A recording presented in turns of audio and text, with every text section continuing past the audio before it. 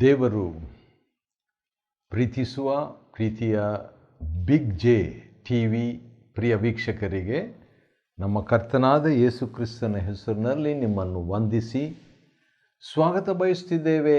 ಬನ್ನಿರಿ, ಇಂದು ನಾವು ದೇವರ ವಾಕ್ಯವನ್ನು ಮನುಷ್ಯನ ವಾಕ್ಯ ಅಲ್ಲ, ದೇವರ ವಾಕ್ಯವನ್ನು ಅಧ್ಯಯನ ಮಾಡಿಕೊಳ್ಳೋಣ ಒಟ್ಟಾಗಿ. ಮತ್ತು ಇಂದಿನ ನಮ್ಮ ಅಧ್ಯಯನ ಯೋಬನ ಗ್ರಂಥ 38ನೇ ಅಧ್ಯಾಯ, ದ ಬುಕ್ ಆಫ್ ಜೋಬ್ ಚಾಪ್ಟರ್ 38. ಯೋಬನ ಗ್ರಂಥದಲ್ಲಿ ನಾವು ನೋಡಿಕೊಳ್ಳುವಾಗ ದೇವರು ಮತ್ತು ಸೈತಾನನ ನಡುವೆ ಯೋಬ 1-2ರಲ್ಲಿ ಸಂಭಾಷಣೆ ಇತ್ತು. ಆ ಸಂಭಾಷಣೆ ಪ್ರಕಾರವಾಗಿ ದೇವರು ಯೋಬನನ್ನು ಹಿಂಸಿಸುವುದಕ್ಕೆ ದೇವರು ಸೈತಾನನಿಗೆ ಅಪ್ಪಣೆ ಕೊಡ್ತಾನೆ. ಅದಾದ ನಂತರ ಯೋಬನು 3ನೇ ಅಧ್ಯಾಯದಲ್ಲಿ ತನ್ನ ಒಂದು ಯಥಾರ್ಥವಾದ ರೀತಿಯಲ್ಲಿ 47 ವಿಷಯಗಳನ್ನು ಬಿಚ್ಚಿಡ್ತಾನೆ 3ನೇ ಅಧ್ಯಾಯದಲ್ಲಿ. ಮತ್ತು ಆ ರೀತಿಯಾಗಿ ಇದ್ದಾಗ ತನ್ನ 3 ಸ್ನೇಹಿತರಲ್ಲಿ ಒಬ್ಬೊಬ್ಬರಾಗಿ ಮಾತಾಡ್ತಾರೆ. ಮೊದಲನೆಯದು ಎಲಿಫಾಜನು ಮಾತಾಡ್ತಾನೆ 3 ಸಾರಿ. ಯೋಬನು ಅವನಿಗೆ 3 ಸಾರಿ ಉತ್ತರ ಕೊಡ್ತಾನೆ. ಮತ್ತು ಬಿಲ್ದಾದನು ಒಂದು 3 ಸಾರಿ ಮಾತಾಡ್ತಾನೆ. ಯೋಬನು 3 ಸಾರಿ ಅವನಿಗೆ ಉತ್ತರ ಕೊಡ್ತಾನೆ. ಚೋಫರ್ನ 2 ಸಾರಿ ಮಾತಾಡ್ತಾನೆ. ಯೋಬನು 2 ಸಾರಿ ಅವನಿಗೆ ಉತ್ತರ ಕೊಡ್ತಾನೆ. ಕೊನೆಗೆ ಯೋಬನು ಮಾತಾಡಿದ್ದೆಲ್ಲ ಮುಗಿದಾಯಿತು. 3 ಸ್ನೇಹಿತರೆಲ್ಲ ಮಾತನಾಡಿದ್ದು ಮುಗಿದಾಯಿತು. 4ನೇ ಸ್ನೇಹಿತನು ಒಬ್ಬನು ಅವರ ನಡುವೆ ಕೂತ್ಕೊಂಡಿರ್ತಾನೆ, ಯವನಸ್ಥನು. ಅವನು ಮಾತಾಡೋದಿಲ್ಲ ಎಂಬುದಾಗಿ ನಮ್ಗೆ ಅನಿಸ್ತದೆ. ಅವನ ಬಗ್ಗೆನೇ 2ನೇ ಅಧ್ಯಾಯದಿಂದ ಸುಮಾರು 32ನೇ ಅಧ್ಯಾಯದವರೆಗೆ ನಾವು ನೋಡುವಾಗ ಅವನ ವಿಷಯದಲ್ಲೇ ನಮಗೆ ಗೊತ್ತಾಗೋದಿಲ್ಲ. ಅವನು ಬಂದಿದ್ದೇ ನಮಗೆ ಗೊತ್ತಿಲ್ಲ.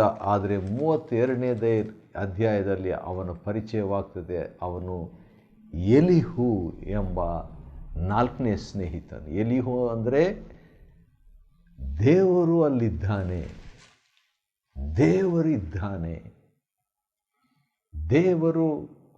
ನನ್ನ ದೇವರು ಇದ್ದಾನೆ, ಅಥವಾ ದೇವರಿದ್ದಾನೆ. ಗಾಡ್ ಈಸ್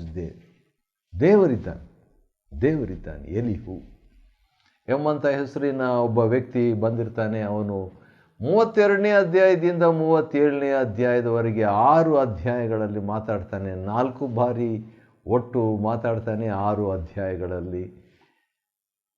ಆ ರೀತಿಯಾಗಿ ಮಾತನಾಡ್ತಾ 37ನೇ ಅಧ್ಯಾಯದಲ್ಲಿ ಇನ್ನೇನು ಮುಗಿಸ್ತಾ ಇದ್ದಾನೆ. ದೇವರ ವಿಷಯವಾಗಿ ಮಾತಾಡಿರ್ತಾನೆ, ದೇವರನ್ನು ಉನ್ನತಪಡಿಸಿ ಮಾತಾಡಿರ್ತಾನೆ, ದೇವರ ಪರವಾಗಿ ಅವನು ಮಾತನಾಡಿರ್ತಾನೆ, ಯಥಾರ್ಥವಾಗಿ ಮಾತನಾಡಿರ್ತಾನೆ. ಆ ರೀತಿಯಾಗಿ ಮಾತಾಡ್ತಾ ಇದ್ದಾಗಲೇ, ದೇವರ ಭಯದ ಬಗ್ಗೆ ಮಾತಾಡ್ತಾ ಇರುವಾಗಲೇ ಇನ್ನೇನು ಮುಗಿಸ್ಲೇ ಇಲ್ಲ. ಅಷ್ಟರೊಳಗೆ ದೇವರು ಈಗ ಸ್ಟಾರ್ಟ್ ಮಾಡ್ತಾರೆ ಮಾತಾಡಲಿಕ್ಕೆ. ವಾವ್! ದೇವರು ಈಗ ಮಾತನಾಡುವುದಕ್ಕೆ ಪ್ರಾರಂಭಿಸ್ತಾರೆ. ಆದರೆ ಯೋಬನಿಗೆ ಮಾತಾಡ್ತಾರೆ. ಬಹುಶಃ ಎಲಿಫಾಜನ್ನು ಕೇಳಿಸ್ಕೊಂಡಿರ್ಬೋದು, ಬಿಲ್ದಾದನ್ನು ಕೇಳಿಸ್ಕೊಂಡಿರ್ಬೋದು, ಮತ್ತು ಚೋಫರ್ನು ಕೇಳಿಸ್ಕೊಂಡಿರ್ಬೋದು. ದೇವರು ಮಾತಾಡ್ತಿದ್ದಾನೀಗ. ಭಾಳ ಆಶ್ಚರ್ಯವಾದಂಥ ಒಂದು ಸಂಗತಿ. ಹೌದು, 38ನೇ ಅಧ್ಯಾಯದಿಂದ 41 ಅಧ್ಯಾಯಗಳವರೆಗೆ, 38, 39, 40, 41, 4 ಅಧ್ಯಾಯಗಳಲ್ಲಿ ಈಗ ಯೋಬನ ಹತ್ರ ಮಾತಾಡ್ತಾ ಇದ್ದಾರೆ. ಹೌದು, ಕೆಲವು ಸಾರಿ ಮನುಷ್ಯರು ಮಾತಾಡಿದರೆ ನಮ್ಗೆ ತೃಪ್ತಿ ಆಗೋದಿಲ್ಲ. ದೇವರು ಮಾತಾಡಿದಾಗ ತೃಪ್ತಿ ಆಗುತ್ತೆ. ಆದ ಕಾರಣ 38ನೇ ಅಧ್ಯಾಯದಲ್ಲಿ ದೇವರೇನು ಮಾತಾಡಿದನು ಎಂಬುದಾಗಿ ನೋಡಿಕೊಳ್ಳೋಣ ಬನ್ನಿರಿ. ಬಹಳ ಇಂಟ್ರೆಸ್ಟಿಂಗ್ ಆಗಿರುವಂಥ ಒಂದು ಸಂಗತಿ.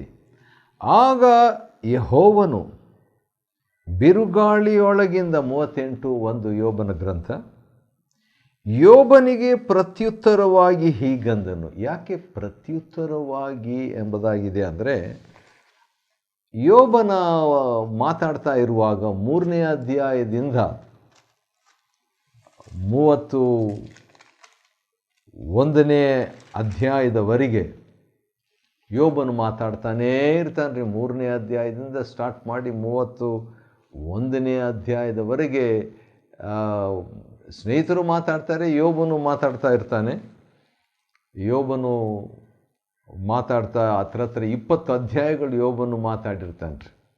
ಆ ರೀತಿಯಾಗಿ ಮಾತಾಡ್ತಾ ಇದ್ದಾಗ ನಡೆದಂಥ ಒಂದು ವಿಷಯ ಏನಂದರೆ, ಯೋಬನು ಒಂದು ಮಾತು ಹೇಳ್ತಾನೆ ರೀ. ಅದನ್ನು ನಾನು ಹೇಳಲಿಕ್ಕೆ ಇಷ್ಟಪಡ್ತೇನೆ. ಅದೇನಂತ ಹೇಳಿದರೆ, ದೇವರು 11ನೇ ಅಧ್ಯಾಯದಲ್ಲಿ ದೇವರು, ಅದನ್ನು ಓದ್ಬಿಡೋಣ. ಯೋಬನ ಮಾತಾಡ್ತಾ 11ನೇ ಅಧ್ಯಾಯ ಯೋಬನ ಗ್ರಂಥ 7ನೇ ವಚನದಲ್ಲಿ ಏನಂತ ಮಾತಾಡ್ತಾನೆ ಅಂತ ಹೇಳಿದರೆ,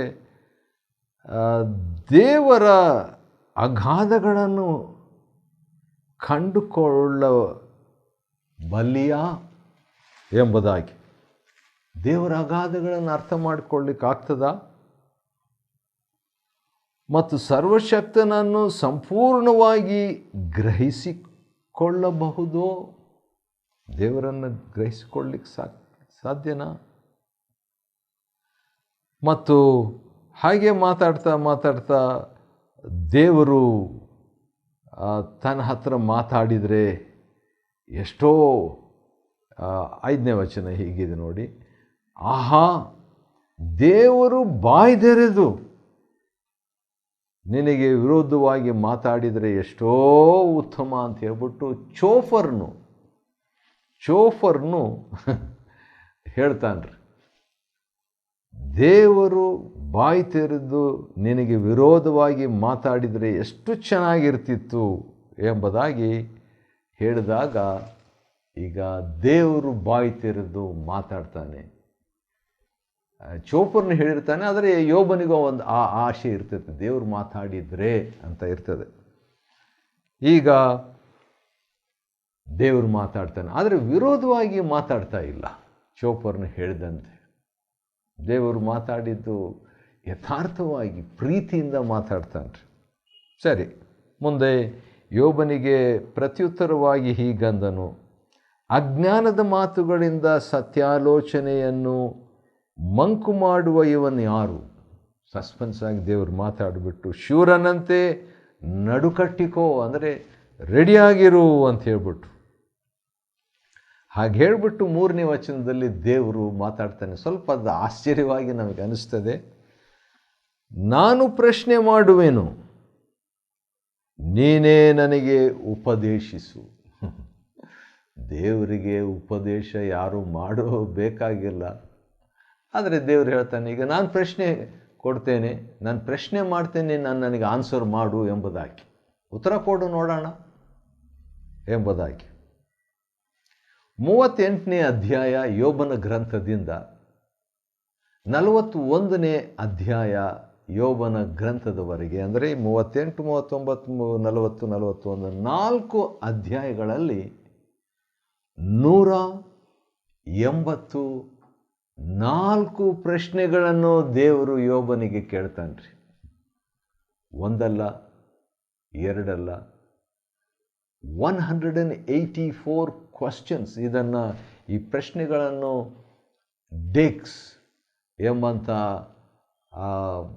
ಪಂಡಿತನು, ಸತ್ಯವೇದದ ಪಂಡಿತನಾಗಿರುವಂಥ ಭಕ್ತನಾದ ಡೇಕ್ಸ್ ಎಂಬಾತನು 184 ಪ್ರಶ್ನೆಗಳು ದೇವರು ಯೋಬನಿಗೆ ಹಾಕಿರುವಂಥದ್ದನ್ನು ಪಟ್ಟಿ ಮಾಡಿದ್ದಾನೆ. ಇಲ್ಲಿ ಕೂಡ ನಾವು ನೋಡುವಾಗ 38ರಿಂದ ಈಗ ದೇವರ ಪ್ರಶ್ನೆಯಲ್ಲಿಯೇ ಉತ್ತರ ಅಡಕವಾಗಿದೆ. ದೇವರ ಪ್ರಶ್ನೆಯಲ್ಲಿಯೇ ದೇವರ ಸನ್ನಿಧಾನ ಅಡಕವಾಗಿದೆ. ದೇವರ ಪ್ರಶ್ನೆಯಲ್ಲಿಯೇ ದೇವರ ಗೌರವ ಅಡಕವಾಗಿದೆ. ದೇವರ ಪ್ರಶ್ನೆಯಲ್ಲಿಯೇ ದೇವರ ಪ್ರೀತಿ ಅಡಕವಾಗಿದೆ. ಆದಾಮನು ಪಾಪ ಮಾಡಿದಾಗ ಕೂಡ ಆದಾಮನೇ ನೀನು ಎಲ್ಲಿದ್ದಿ? ಮೊದಲನೇ ಪ್ರಶ್ನೆ. ತಿನ್ನಬಾರ್ದಂತ ಹೇಳಿದಂಥ ಹಣ್ಣನ್ನು ತಿಂದಿಯಾ? ಎರಡನೇ ಪ್ರಶ್ನೆ. ಯಾಕೋಬನಿಗೆ ನಿನ್ನ ಹೆಸರೇನು? ಪ್ರಶ್ನೆ. ಹೌದು, ಇಲ್ಲಿ ಕೂಡ ನಾವು ನೋಡುವಾಗ ನಾನು ಪ್ರಶ್ನೆ ಮಾಡುವೆನು, ನೀನೇ ನನಗೆ ಉತ್ತರ ಕೊಡು ಅಥವಾ ಉಪದೇಶ ಮಾಡಿ ನೋಡೋಣ. ಮೊದಲನೇ ಪ್ರಶ್ನೆ, 184 ಪ್ರಶ್ನೆಗಳು ದೇವರು ಯೋಬನಿಗೆ ಹಾಕಿದರಲ್ಲಿ ಮೊದಲನೇ ಪ್ರಶ್ನೆಗೆ ನಾವು ನೋಡ್ಕೊಳ್ಳಿಕ್ಕಿದ್ದೇವೆ. 38ನೇ ಅಧ್ಯಾಯ 4ನೇ ವಚನ, chapter 38 of book of Job, verse 4. ನಾನು, ದೇವರು ಮಾತಾಡ್ತಾ ಇರೋದು, ನಾನು ಲೋಕಕ್ಕೆ ಅಸ್ತಿವಾರ ಹಾಕಿದಾಗ ನೀನು ಎಲ್ಲಿದ್ದಿ?